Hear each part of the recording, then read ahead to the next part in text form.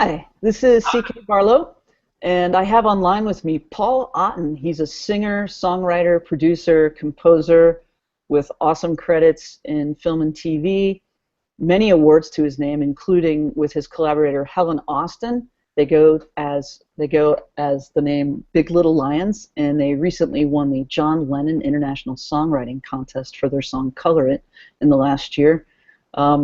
Paul's also the first recipient of the John Brany Songwriting Award, which was started by an organization called Taxi in honor of the great songwriting advocate John Brany. A big honor, and I think there's an International Songwriting Award in there, isn't there? Mm-hmm. Yeah, the full category. Okay. We're finalists. And you and Michelle Lockie with your song "Footsteps." Great song. So Paul is going to join us today and talk about entrepreneurship from his angle. I mentioned that he's a singer and songwriter and a producer and a composer for film and television, and he also plays in a working band. So he has multiple streams of income, and multiple streams of income is really key to making a living as an artist. So, Paul, how about if you say hey? Hello. Howdy. From his glorious studio in Cincinnati, Ohio. Glorious. Which part of Cincinnati specifically? I'm in Oakley, in the city. Okay, cool. The All 09. right. What's that? The 09. The 45209? Is that Yeah. right? Awesome. Okay, because I grew up in Cincy, so I know the zip code. You got roots. I do. I have roots. Yes. Adrian Belew and the Bears, and Yeah. yeah, Over the Rhine. Mm-hmm. Okay, so we're going to be talking about what you do, and just from the perspective of entrepreneurship, and maybe you don't think about it that way all the time, but that's really what you're doing. I mean, you have your own business, and in that sense, you are an entrepreneur. Yes. So I think it might be really cool to just start by asking, how do you make a living? And I don't want you to divulge anything you're not comfortable talking about, but how do you piece together a living day to day? Well, piece by piece. It's scary. It's always scary when you go out on your own. I left my day job, over 10 years ago, and just went on my own as a performer. Before, I was always a songwriter, but I didn't do songwriting and pursue that as a living at the time. It was just performing. My performance pay was good enough to justify leaving my day gig. And then, so I worked that angle solely for a long time. And then as I got a little bit older, I wanted to find another way to branch out and supplement not having to play as much. Also, gigs were starting to dry up as soon as the economy went south. Huh. So that was a good indicator of, or a good, I guess, a good way to push me into other avenues. So songwriting took over, and I joined up with Taxi that you mentioned. And that was a good learning experience joining them, because it taught me a lot of the workings of the business, just the language, and it gave me listings. Listings are, come from a publisher or a different library, or actually from a music supervisor working on a TV show or a movie, and it tells you what kind of song they're looking for. It gives you reference songs, and I needed that for my songwriting because I was pretty much a slacker songwriter. I wouldn't write very much. I wouldn't plead anything. So I definitely needed that that kind of structure to finish songs and send them in, and that helped me a lot. And I, within the first year, I'd written tons of songs and gotten some placed. I got kind of lucky because I got into a good library pretty quick. And then that branched out into, making a good relationship with the different libraries and publishers I signed with. I learned that through Taxi and other people that are in this same business that maybe not to get ahead, just to stay in the business and stay at the top of their thought process when a supervisor or publisher is looking for something. If they come calling, you give them what they want. You know, not just anything. You have to make quality, but you do it in a timely fashion. You send them something when they want it or earlier if you can, and they're going to keep calling you or emailing you. Some of them still call. Some of the old school ones still call you. But Okay. yeah, so I mean that's one of the biggest things for me is constantly learning the craft. Production-wise, I started off as not knowing really anything about production, using GarageBand, and that was easy. I mean, it was easy to use GarageBand. It was an easy tool to learn how to use the more professional, bigger DAWs, recording programs like Logic, which I moved into. Mm-hmm. And it just, you know, branched out from there. And I just constantly learning new tricks with it and honing my skills. And biggest thing is to give people what they want musically if they ask for something, you know, and then quality. Right, right. Now, Yeah. I'm just going to hit a couple of points, like you mentioned. Some of this vocabulary might be new to folks, and some of the people watching this won't even necessarily be musicians. So sometimes I don't even know what it means. I've been there. So when Paul references a library, he's talking about a music library, and comparable to a book library, it's a warehouse of music rather than books. And you can look for the kind of music that you need. Just like when you go to the library, you search for a title or a topic that you're interested in. A music supervisor or a producer of a television show, director of a movie, something like that, can go to these music libraries and search on, say, you know, I want something that kind of is the same vibe as the Black Keys. Yeah, nobody wants that. Nobody ever uses that, right? I need an instrumental track that has kind of the vibe of the Blue Keys. I can't afford the Blue Keys, Black Keys, and of course I don't want to. You don't want to rip them off, right? It doesn't sound exactly like that, but we know just the nature of, say, this television show or the nature of a particular character that you're introducing in a scene. You want to give this kind of gritty, bluesy, tough guy, edgy, risky kind of vibe.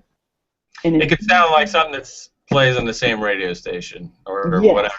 That's a great way to put it. The same Pandora playlist as the Black Keys, for example.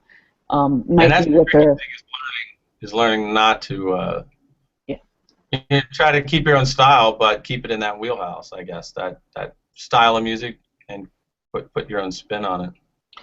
I think, you know, what we often are advised to do is, even if they say to you something like Black Keys, Gold on the Ceiling, sure, you listen to that song, but you also listen to the rest of the album that it came from, so that you're getting a bigger picture of that artist's work and working somewhere in there.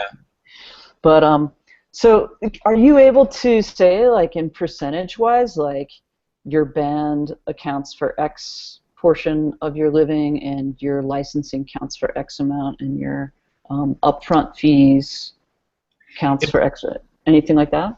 Well, between performing and just the songwriting licensing side of the deal, it's starting to get pretty even. You know, obviously when I first started out, the performance money was just the majority of it, and it's still pretty good. I mean, it's still, I guess it's because it's more immediate money. Licensing and publishing and money through film and TV, you need patience. It takes a long time, and you can get a notification from a publisher that, hey, we placed your song in some TV show, and it could be 6 months or so until you even see any money. And then royalty statements, you get royalties, but those don't start accruing till maybe a year or so later, and then they pay quarterly. So, but it's starting to pretty much come and meet in the middle there, where it's almost equal from both sides. That's great. That's great. Okay. All right, cool. So, you know, sort of the overarching themes that I just heard you say were you're doing a bunch of different things. Yeah. And giving the customer what they want. And I know some artists, regardless of discipline, whether you're a painter or a printmaker or a dancer or a musician, you might bristle at the notion of this sort of customer relationship and the notion that you need to give somebody what they want when you think of it as your creative output. But I'll just inject this question. Do you feel, Paul, like you can simultaneously give the customer what you want and stay true to yourself as an artist, if you want to, if you want to look at it that way? Because your songs are wonderful, and they don't strike me as anything, other than saying they're current, they're well produced, they use stylings that are really current. And any music student who's watching this, if you've done stylistic analysis of Bach or anybody else, it's the same thing. But Paul, would you say that you're able to express yourself even though you're meeting the customer's needs? Absolutely. Yeah, I mean, like I said earlier, I needed the structure. I needed somebody telling me, we need such and such style of song, we need it at this time on this date. Right. And I love that knowing that I have to have it done. And that's the best part about it for me. And I don't know how to really do anything else besides make music anyway. So and I wouldn't rather do anything else. So if I can make money at giving a client, making a song for a client for what they want, it's like, that's awesome. It's like, exactly. No, I feel the same way. All right, I'm sitting in my studio in my house, and I'm making a song that, sometimes it's like, well, it's not my favorite song in the world or whatever. It's not my favorite style, but I'm making music. Whereas I could be out on the road driving in traffic to a desk job doing something I completely hate. Right. Pretty lucky. Yeah. Like I didn't even know that you ever had a day gig. So that's interesting to hear. Look, I'll tell you something. Driving home from campus, I taught an 8 o'clock class this morning and then did some other stuff. Driving home from campus, I passed a city worker who was using a shovel to scrape the pigeon droppings from the sidewalk below an underpass. And I thought, yeah, I just taught people how to plug joysticks into their computers and make weird noises come out, and now I'm going to go interview an artist. Yeah. I have a pretty cool job. Not bad. Yeah, I mean, my job beforehand was working on a dock, counting uniforms and loading them on the trucks, and then uniform supply and cleaning company. Braving the weather. Oh yeah, I can imagine. It was freezing cold or super hot, Right. on my feet for 8 hours a day, and it was good physical activity. But I can work out and get physical activity when I want. So. Exactly. Okay, awesome. Yeah. So that leads really nicely into the next question I have planned, which is just describe a typical workday for you. Typical workday would be dragging my butt out of bed. Musician. And, yeah. I try to make it as early as possible, but I also like to work late into the night because I live right by a busy road, and during the day it's always traffic noise. I've tried to insulate my studios the best I can, but in the dead of night there's no noise, no traffic noise, not much. So I just find it, and I'm a night owl anyway. So I'll get up and I just go through a few emails for gigs and stuff like that, and then I just start working on whatever project I have to do that day. Whether it's writing, sitting down and just writing something, or actually I might have left off, pick up where I left off the night before on a recording, and whether it's for me or whether it's a work for hire for somebody that hires me to either sing on their song or produce their song. And then midday, probably about 3-4 o'clock, I take a break and I work out, eat a little something, and then check out a couple more emails and then get back to work. Cool. And then weekends I work until I have to gig. So you don't typically have weeknight gigs with the band. It's typically weeknight. Not anymore. No, Cool. unless it's something really special. I used to play 5-6 nights a week. Mm-hmm. And now it's either 1 or 2 nights. Mostly Saturdays, some Fridays here and there, which is nice. Especially great. as cold as it is right now. Nothing worse than loading in and out gear when it's sub-zero temperatures. Right, right. Yeah. Okay, cool. So really, it's basically checking your email to see what's kind of in the hopper. Mm-hmm. Like there was a day that I asked you to sing backup vocals on something, and I emailed you. I emailed you a rough take of the chorus, Yeah. threw it in Dropbox, and I had backup vocals from you, Nathan, and Steven all over the country. Yeah. Sitting in Dropbox for me that afternoon when I got home to record the rest of the song, which is fantastic. So yeah. Yeah. So you basically just check out what you've got to do. And when we mentioned before that you're a producer, and what we're meaning by that is, say, an artist such as Helen Austin, she's in Big Little Lions with you, but she also has pieces that she works on herself, but then she might have you produce them. So you'll do maybe the arranging, maybe guitar parts, add in the parts and do the mix and finalization of that. Yeah, and it also depends. I mean, some people come to me for full production, everything from scratch, playing everything, down to the final production. And some people have, bits and pieces. They just want me to mix it and then put the final touches on it, and then add drums or something like that. And some people just hire me to sing on stuff because I have golden vocals. You do. You do. Yeah. But that kind of stuff branched out. That was stuff that I had no idea was going to come my way when I first started in the songwriting business. I thought I would just be writing for a publisher and getting stuff on TV, and then as my skills, I guess, as a producer got a little bit better, people start coming for me because I'm lucky in that I do this from home, and it's my only job. Most people still have to keep their day gig, and then they have families and kids and all that kind of stuff, and they have to try to find time to write music, just write music, So then to get into the whole production thing is more time, So they come to somebody like me that can carve out the time, and I know what I think I know what I'm doing. And in cases like that, it's maybe differs by the job. Like it might be like I had you sing 2 lines of a chorus, and you just kind of chipped it in and signed a work for hire to just review rights. In other cases, if you're doing that full production, you're probably getting writer's credits. It depends. Some I don't. Some of them, for a lesser fee, they'll offer it up. They're like, hey, we'll give you writer credits, and if you want to knock your fee down or something. Right, right.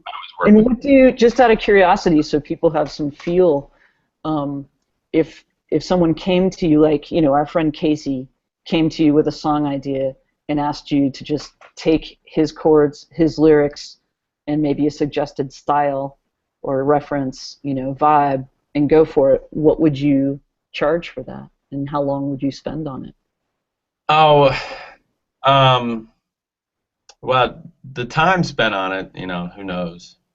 That, it just depends on project to project. But the money, it's like for a co-write and production, it's like $400 right now. I know people that tell me that I should charge more. Right.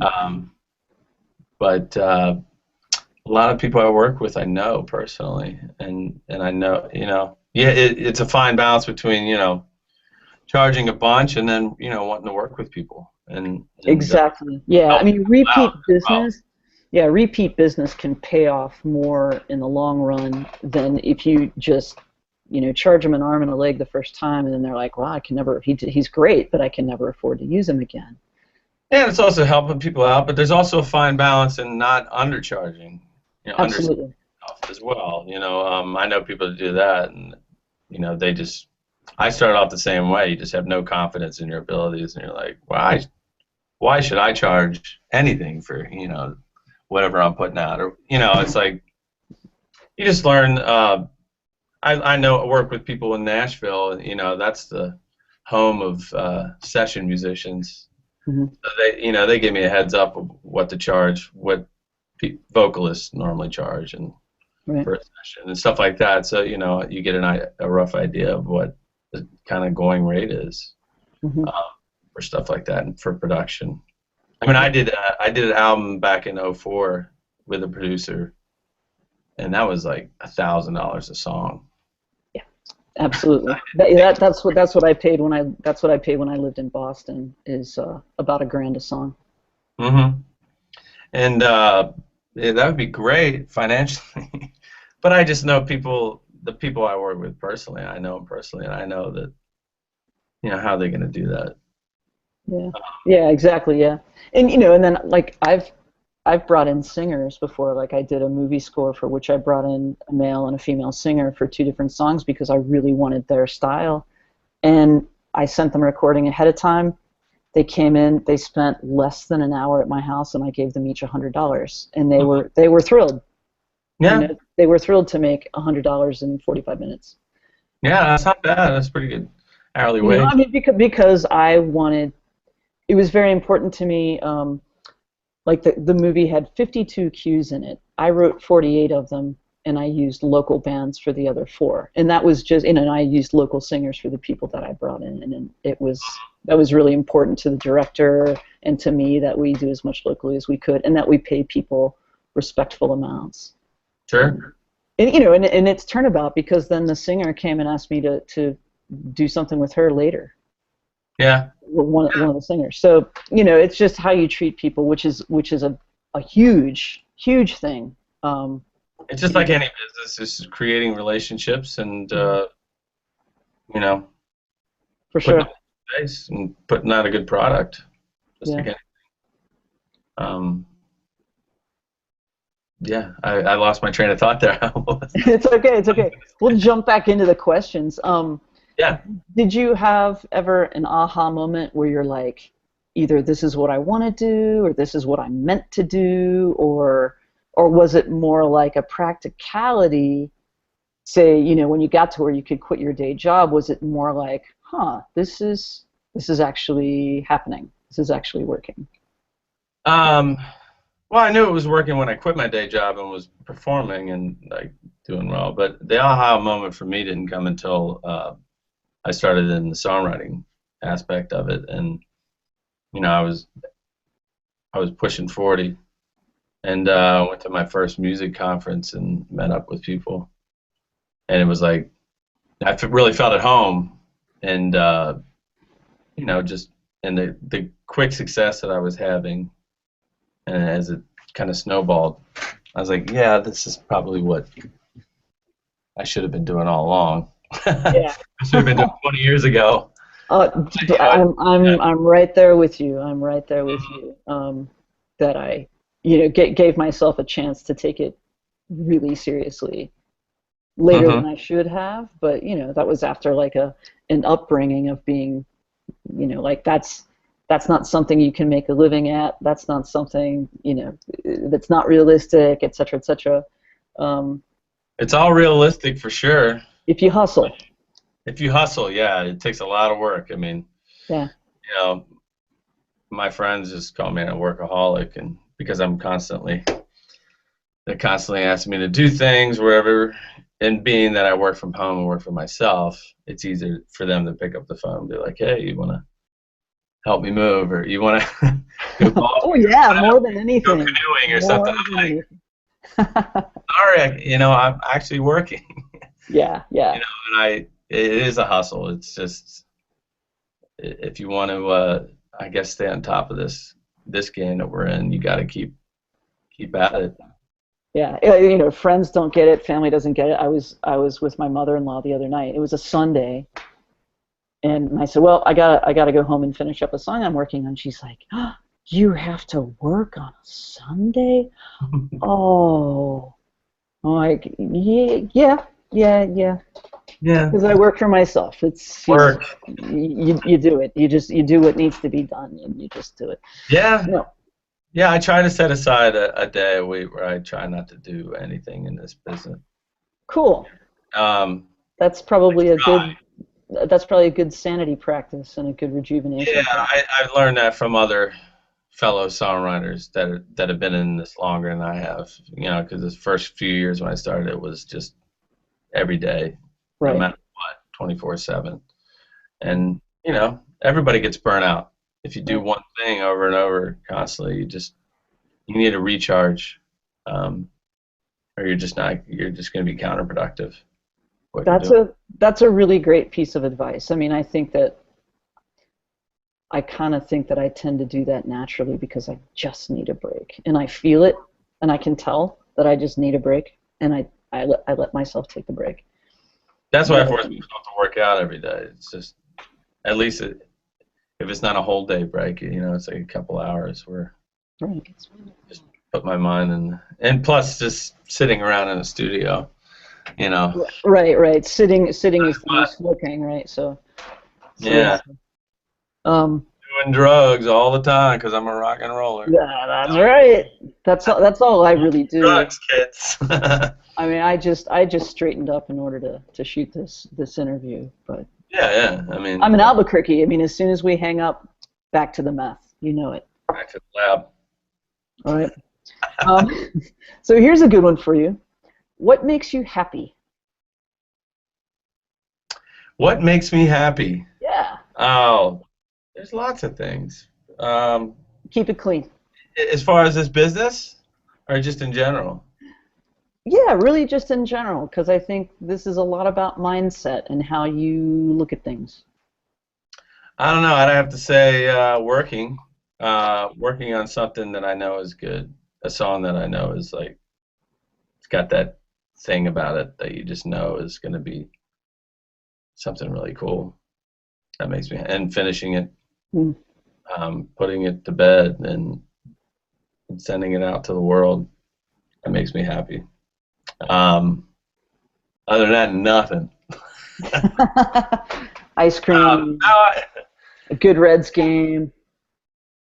only a good Reds game. Yeah, right. Uh, That's not very often, though. yeah, but the biggest thing that makes me happy right now is and just charges me up is working on a project, Cool. a good project. That all projects are fun, but a challenging project I think makes me happy. Something I have to do, something in that project I've never done before or Hmm. always wanted to try. That Hmm. that usually gears me up for that. You know, whether it's a different recording a different instrument or recording an instrument in a different style or whatever.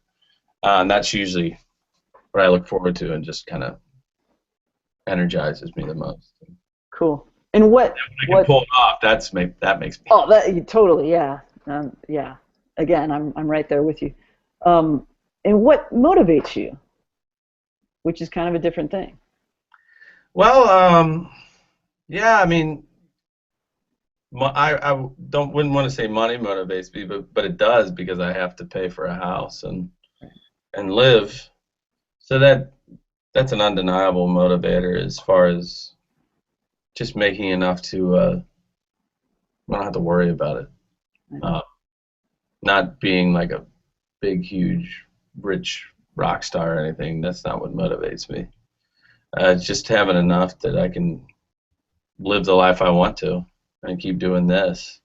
Um, and then big motivating factors are again a cool project that comes my way, Mhm. um, and improving on what I did the last time, Yeah. song wise or yeah, you know, production wise. That's a huge motivating factor for me is trying, you know, hearing an album by a band you love or something and trying to kind of Mhm. duplicate that myself in the studio. That kind of Yeah. sound. That kind of sound and that. I mean, I think probably one of the Ripping them best. off. No. But Yeah, totally ripping them off because that's what we do in production music is we yeah, rip. you hear a cool album, you know, by a great band, you're like, man, I want to get that sound. You know, Yeah. how do I get that sound on a song? Yeah. How do those guitars sound so energetic without being shrill. Mm-hmm. Yeah. And my big But, thing is drum sounds. Trying to get duplicated drum sound that I've heard. And I do live drums, and most people don't because it's not practical. right. I luckily have patient neighbors or deaf ones or something. I don't know. Yeah, I was worrying about that because I know you do your drums live, and you're talking about doing this at night when it's quiet. I'm like, how's that work out with the neighbors? I have enough space in between the houses, I guess. So it's a freestanding structure. Yeah, Cool. and then I have moving blankets I put over the windows just in case. But Right. I've never heard one. So I'm lucky in that aspect, and recording live drums is just I'm still trying to figure it out. That's a hard one, and there are methods that range from one microphone to 22 microphones. Yes. I've read about as many as like 37 or something. Which is a little bit overkill, but a little bit. Yeah, I wouldn't go that far. But I mean, you can get such great drum sounds now from electronically that it's ridiculous. But I just do it because, again, I like the challenge. Yeah, and your stuff, and I would encourage people watching this video. I've made this showcase panel viewable. Should be on the right side of your screen. I've posted a link to Paul's website. I'd really encourage you to listen to some of his work. It's outstanding, and it's very human, and it's really organic, and I think that, well, pretty obviously a lot of that stems from the fact that you're using real instruments, unlike a lot of people doing music for film and television. And yeah, it's very human and very warm, has a great natural sound to it. So I'm going to send them to my SoundCloud. Okay. My website's going to go under a little bit of construction. Okay. I had to get rid of most of the music on it. So and then redesign it a little bit. What's that link to your SoundCloud? I can post that. Just it should just be, I guess it's soundcloud.com/Paul Otten. Should work. Okay. That's where, the majority of my music is up there. Cool. I guess it's on YouTube, but you can go down a whole list of stuff on SoundCloud. Yeah, great. It just showed up. So cool. Yeah. So now we have your website and your SoundCloud. Yeah, there's not much to see on the website, right? That's okay. Ellen actually told me she would redesign it for me. Oh, cool. Okay. Which is All right. good because that's another thing is don't be afraid to ask people to do stuff for you. That's a biggie. That's a biggie, and that's I think another part of survival and learning and increasing your output. Mm-hmm. Because if you're maybe just throwing a part in, but you get a writer credit on something, then in 2 hours of effort, you've got like a 33% writer share on something, and it's not about being greedy. It's about the fact that music licensing is kind of a numbers game. Not kind of, it is a numbers game. Yeah, big time. Yeah. And in this business, we're all entrepreneurs and we're all do-it-yourselfers. But then you have to come to a point where what do you want to spend most of your time on?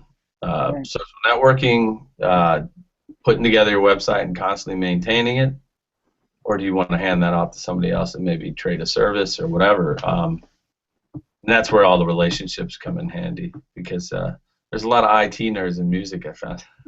There's a big cross-pollination of... It's amazing how many people that are music songwriter friends of mine that are all in IT. Yeah. Well, so you find somebody like that and you'd be like, hey, whatever, can you handle my website or something like that? So you don't have to spend all your time on that. You can spend it on doing what you want to do or doing what you're supposed to be doing.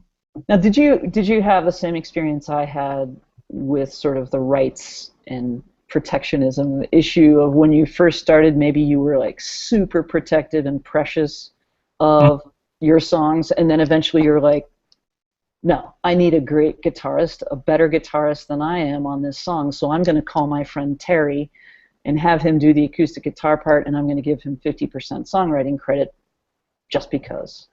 Yeah.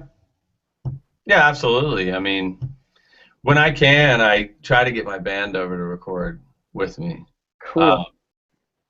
you know, I could pull off a whole song by myself, but there's something to be said about having guys that are like, that's all they, you know, they're just a bassist, they're just a drummer, they're just a lead guitarist, um, and then actually having your band over to record and doing it kind of organically like that, and or just, you know, there's certain styles of music, you know, you get asked to do. You get strings or you got horns, or and in this world, doing strings and horns is tricky, MIDI, because if you have no background in that, um, as far as how it's play, how a string part is played, if you're just hitting down a button and holding down a violin part, unless it's really buried, people are gonna know that are in.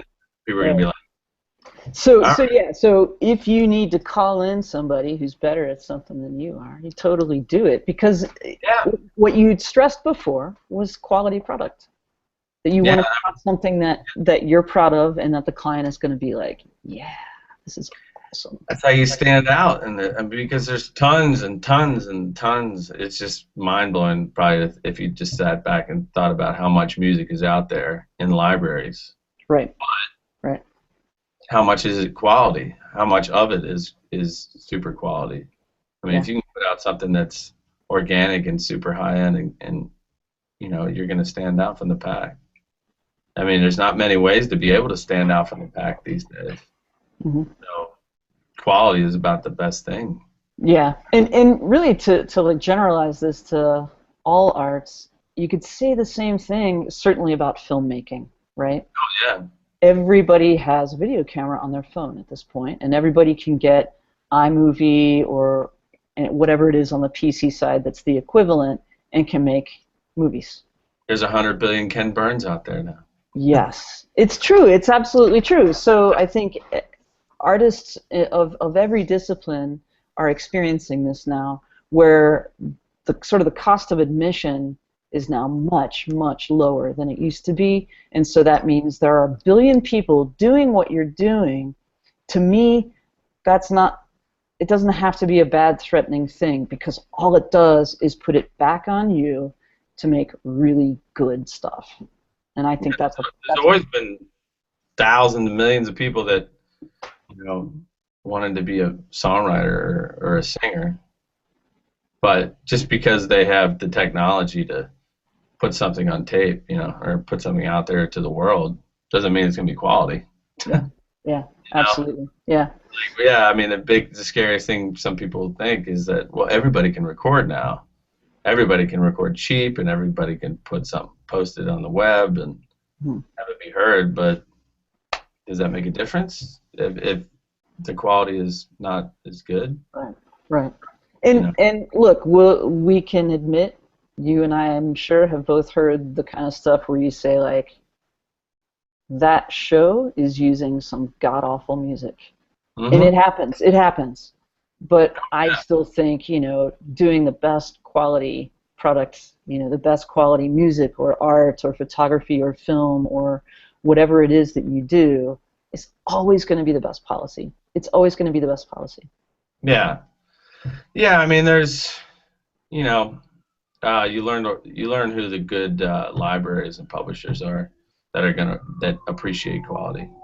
They're always going to be out there, and there's always going to be shysters, and there's always going to be junk libraries out there that are just, and there's going to be TV shows that take it, because why wouldn't they? You know, some of them, if they're under a strict budget, you know, they don't care about quality. They just want, like, apparently they want something for free. little comedy instrumental in the background. Just put some pizzicato strings in and call it done. It's inundating everybody with, you know, in that world, some people don't think that. I think they think consumers are dumber than they are. Like, they'll just eat up anything and just do it blindly and just, okay, give me that. That's fine. They don't think consumers appreciate quality and can recognize quality, but I think consumers are a lot smarter than they think. Right.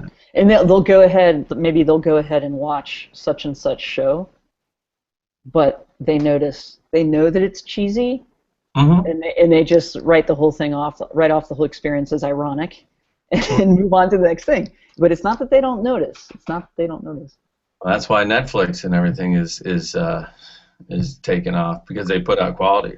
Mm. People are watching it, flocking to it. And give the viewer a whole lot more control, over what they're watching. Yeah. Yeah. So here's a good one. We were mentioning, it can be scary to think that there are a million other people out there who do what you do, or at the very least have a credit card and are therefore capable of getting the same gear that you've got, which I think people get way too obsessed with. What is your greatest fear, as in just trying to make this work day to day, and how do you manage that fear? I have no fear. No. You have that. Do you have the bumper sticker on your car? I don't use bumper stickers. I have a lease car. No. On your Rockstar Porsche, do you have a no fear energy drink? Such and such. Yeah, you should, shouldn't you? Fears come in with money. I don't know. I mean, I used to be more fearful than I am, but I kind of approach it as about money. I used to be more fearful about, is it just gonna dry up? But I learned to know it's not, as long as I work hard and keep working hard. I get through lulls where there's nothing coming in. It's like I've had placements or whatever, you're not getting anything, or you don't get placements for quite a while, or you don't get notified of anything. You're like, man. But anymore, there's not much. Fear's not playing a big part. It's just because I'm confident in knowing that if I keep working smart enough and hard enough that I could say pay off. Not like I'm looking for this big pot of gold at the end of the rainbow, but that I'm going to be able to keep doing what I'm doing now, which is most important for me. And keep growing, and maybe be able to maybe retire one day. I never think about retiring in this business. Like, why would I retire from this? Like, what am I going to retire from? That's awesome. That's a great statement. But I mean, that in your work ethic, it all just speaks to the fact that you really, really do love what you do. Yeah, I asked you what makes you happy, and you went right to like working on a song that I know is special. Yes. So that's really cool. Okay, so now this is going to be like a really classic interviewee question. This one. Okay. In your experience so far, what have been the 3, not 2, not 4, but 3 most important skills for you as a working artist? And by that I'm thinking specifically in this context that, at some point you decided, I'm going to make a living at this. What have been the 3 most important skills that have contributed to your ability to actually make a living as an artist? Singing, developing my vocal style, I guess, which I never thought was very unique, but then I've been told it is unique. So, and I think that stems from playing in cover bands for years and starting off copying people's styles, and then eventually comes into my own, and singing a lot because I had to sing, 4 hours a night. So that's one of the skills.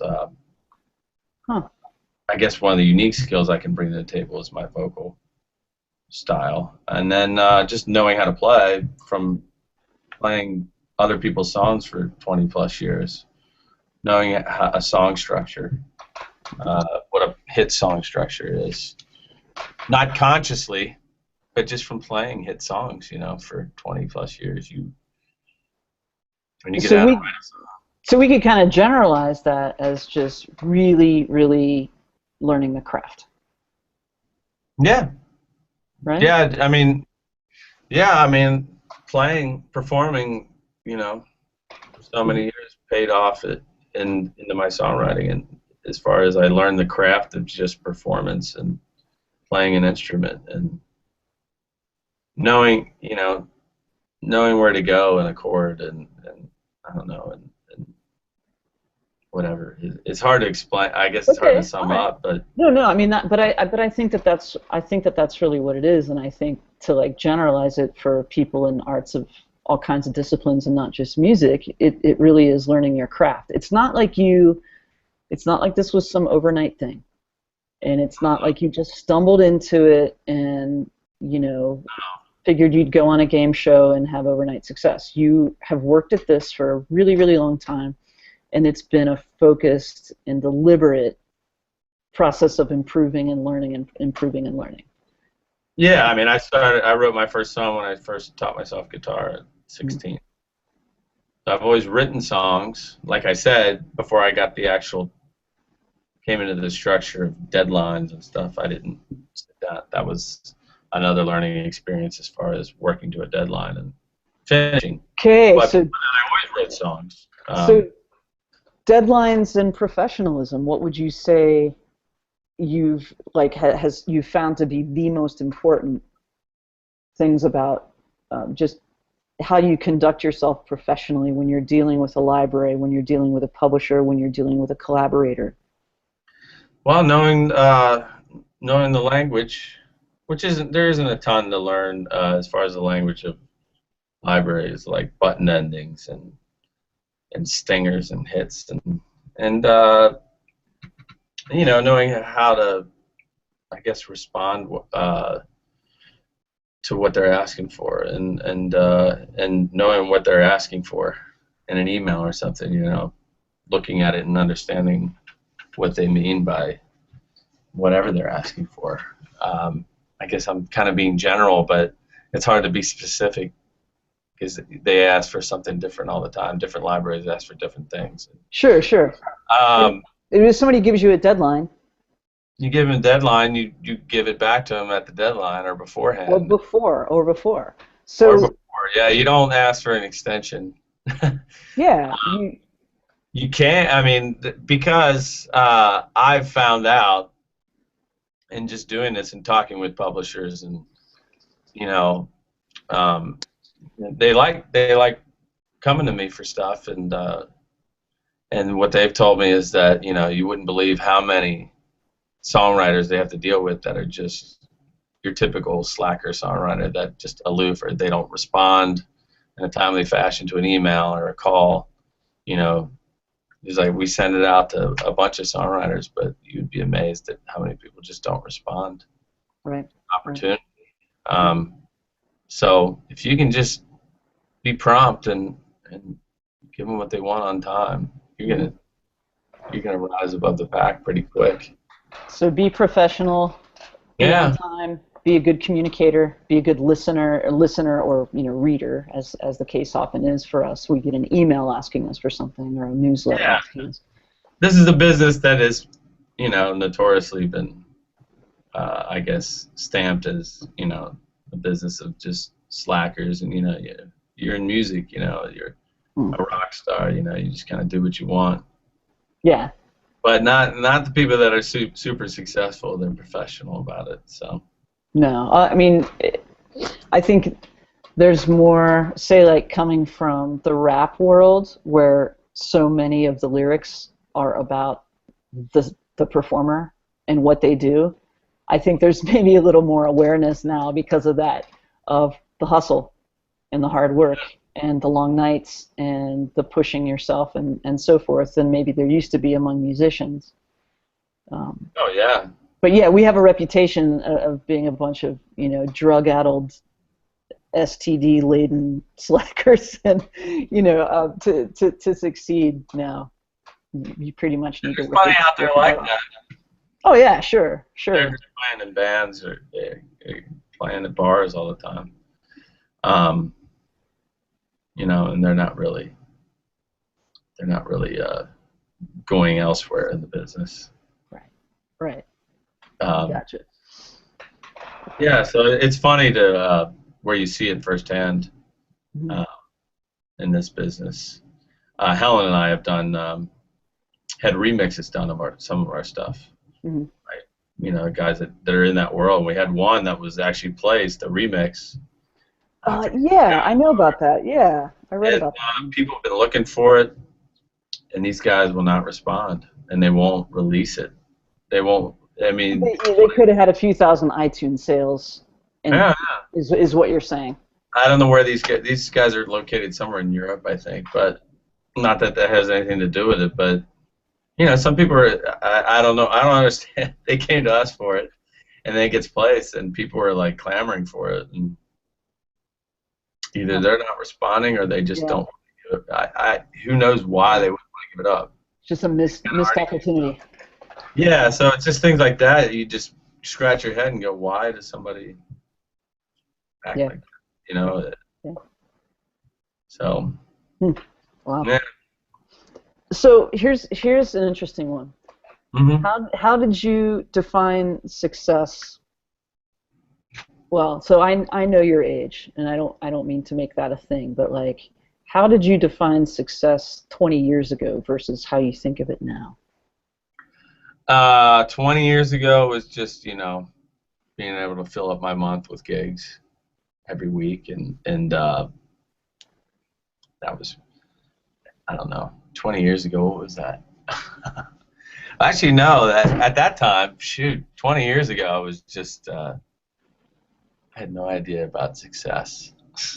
I just wanted to have a regular job, be able to possibly move out of my parents' house, live on my own, and that's a good goal. Hang out, have enough money for the weekends to hang out with my buddies, and then play. Because I wasn't playing full time back 20 years ago. I was playing in a band, but it wasn't a money making venture. I see. Okay. So it wasn't the thing where you grew up wanting to be a rock star. It's weird. I grew up wanting to be, well, as soon as I learned guitar and everything and drums, I wanted to be a musician, but I never had these big thoughts. Oh, one day I'm going to be a rock star. I don't know. It's one of those things when you're younger, you just kind of blindly going through life, just taking the next thing that comes along or whatever. Right. Play with my band. I wasn't in charge of anything back then as far as music. Okay. I was in bands with older guys older than me, that they booked gigs and they did all that stuff. Right. Okay, so you weren't really that involved in the business aspect of it at all. You were just kind of hired on, and I showed up and played, and I was the singer and stuff, and it was you know, as it evolved and I went out on my own to play and found out I could make money performing. You know, my focus then was to learn as many cover songs as possible and learn something new every week. You know, that was Okay. Yeah. I mean, it was like, I want. You know, we became known for being have a huge playlist and whatever. So that was my challenges back then, and then as soon as I was making significant money from performing, I kind of fell into the role of business. You know, of taking care of the business, because I had to, because it was just me, and it was me and my brother. And so that definitely helped set me up for knowing how to work for myself and taking care of business, business side of things, and learning professionalism and how to deal with people and how to charge for things. You know, for sure. So, and then here's the last question, and it's also, you know, one of those classic questions that you ask people who are successful or who are, you know, hit a certain phase in their career.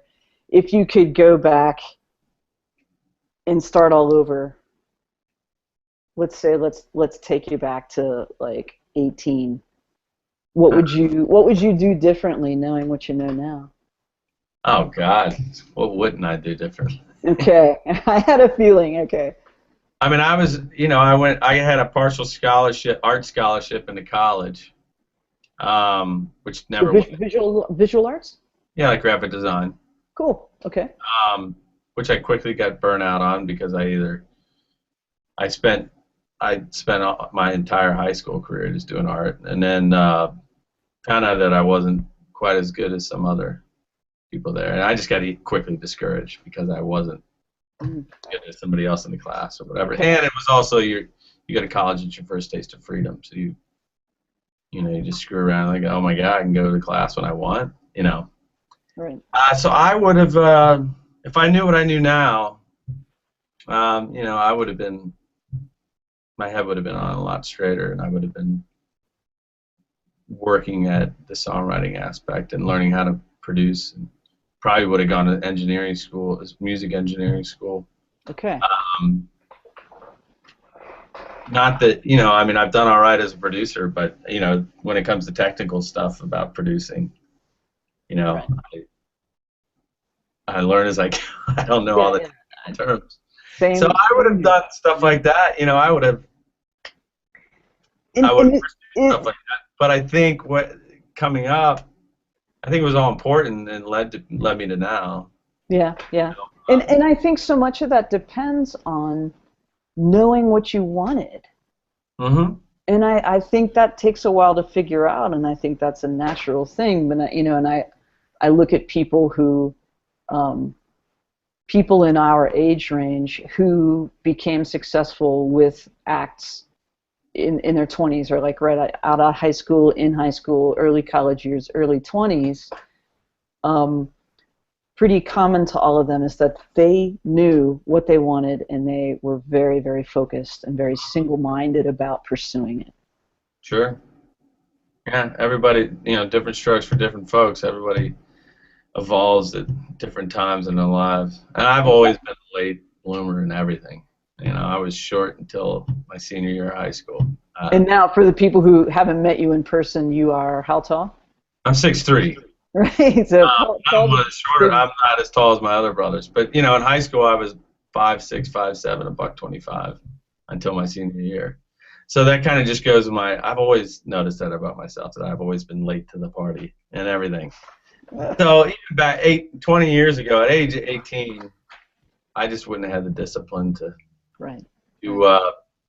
be that focused on what I'm doing now. There was no way. And I probably would end up being trying to sow my oats now, because I would have missed out on whatever the 20s were. It was just right, yeah. Doing what you want, and hanging out, and drinking with buddies, and all that kind of stuff. And everything's necessary that happens in your past for however you end up today. No, I believe that. I believe that as well. But the hindsight thing. At age 8, they know exactly what they want to be when they grow up, and they end up doing that. And they want to be a parent, they want to be married by 22 or whatever, and they want to be a teacher or whatever, and that's exactly how they end up. Mm-hmm. Yeah, I have a lot of friends from Cincinnati who that's exactly how things went for them. Mm-hmm. That's great. All right. So, any parting words of wisdom or advice for people who are like approaching the end of a degree in the arts and about to enter the real world, about to step off the cliff? Well, if you're any good, don't get in this business, because I don't want the competition. This is a horrible business to be in. If you're any good, I don't know, try IT work. I guess don't be afraid. Don't be afraid to pursue it. But if you're going to pursue it, you have to be 100% in. Don't ever give yourself a fallback. If you really want to be successful at something, you can't give yourself a way out. And that's the reason I pursue it, is because there's nothing else I can do. There's nothing else I want to do, but there's also nothing else that I'm really that good at. So if you have a fallback, you're going to tend to, especially in this business is tough. So if you can outlast everybody else that eventually gives up because it's a tough, grueling business, you're going to be good. You're going to be successful. So patience is key. Okay. Now, I'm sure that applies to any arts discipline whatsoever, is that persistence, constant learning, constant work on mastering your craft. Yeah. Yeah. So, okay, Yeah, cool. that's definitely, yeah, I mean, especially in the orchestral performance. Right. I mean, it's even tougher in that one, but Yeah, we were talking about that before we started recording the broadcast about, if you're, and I'm sorry if there's anyone watching this who's a French horn player, but that's the example I think of because there just aren't that many seats. And it's also not an instrument that's going to cross over into other genres frequently. Or very... Beatles did it, but Yeah, well, sure, yeah, George Martin doing the arrangements and yeah, bringing in stuff like that, so sure. But yeah, if you might be in a discipline where there are just a few job openings per state, and you're really going to have to hustle, and you're really going to have to devote yourself. yeah, and you have to make a decision for yourself whether do you have it in you to stick it out, because you can have a fallback if you're not 100% on board. You should have a fallback. But if you're 100% and this is everything you want to do in some form of music or whatever, or then you just can't give yourself a way out, or it's just not. It's going to be a hobby. You can either get paid for a hobby or paid for to be a professional. Yeah, that's another one of the classic pieces of advice that you and I have both heard through Taxi. I think is if you treat it like a hobby, you're going to get paid as if it's a hobby. And Yeah. you have to step up, and that applies to anybody in any business. Absolutely. And I think in our generation is not the first. I mean, I know there have been professions 100 years ago where people worked much, much more than 40 hours a week. But I think that maybe our generation was the first where people were like I was in a .com startup for a while, and I did all-nighters for that job on several occasions, and we all thought we were going to retire early with stock options, and of course it all crashed and burned. But it's one of those things you really have to put your whole being into pursuing it if you're going to make it work. Yeah, and you might appear crazy and as a workaholic to your friends, and you might alienate a few friends and lose a few friends or whatever along the way. But your good friend's always going to be supportive of you. That's what you have to remember. It can be a isolated, lonely business, but. Yeah, I mean, I'm actually not even recording this. I just wanted somebody to talk to because I was sick of being in my studio alone. Sick of the same thing. It's been fun. Now they're going to call a few other composers. Yeah, exactly. Awesome. I'm so lonely. I'm so lonely. It's true though. Composing, I'm sure visual arts too. I mean, you're just alone. And you're alone, and you're alone, and you're alone, and you can get really cabin fevery with it. I know in visual arts there are people who share studios with other folks, and that helps. But it's actually a part of it. It's a consideration. Yeah, I prefer that. If you're an extrovert, you perform and you get your extrovert charge out of that. If you need one, I don't know. Do you love performing, or is it something you do because it's a great? I mean, I like it. Yeah, I mean, I do. I prefer the sitting at home and recording something more these days, but I still love performing. Yeah. And I think again that's one of those things that sets you apart because there are plenty of people doing music for film and TV who do not play out ever. Sure. And I think I played in bands starting when I was 13 until like last year my most recent band dissolved, but I mean, I've just always done it, and I think that makes a difference. But, sure. Yeah. Yeah, it does. I mean, yeah, and that's definitely a way I can, if I'm getting cabin fever, that I can, get amongst people. Yeah. Go sing some James Taylor at the local coffee shop. Okay. It pays right. Exactly. Yeah. Do a one-man arrangement of somebody that I used to know. Yeah, exactly. There you go. All right. Awesome.